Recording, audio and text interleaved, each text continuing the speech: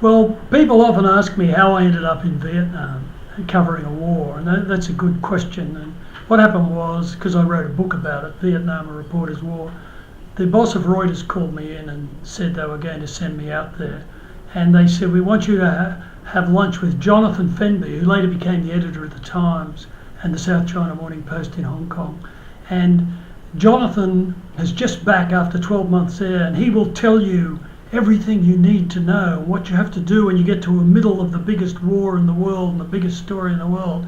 And I was all excited, and they said, meet him in the canteen at 1 o'clock. And I went up, and there was Jonathan Fenby, a lovely little bright-eyed Englishman, and he sat opposite me, and we had lunch. And I said, well, Jonathan, tell me about what I need to know when I arrive in the Vietnam War. And I was sweating, and he said, he looked down at the thing and he looked up and said, Hugh, do you like marmalade?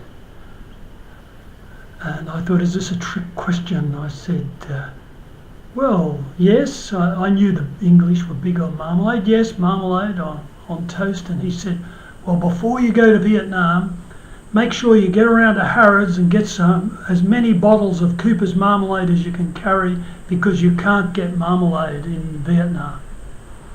And that was my introduction to the Vietnam War.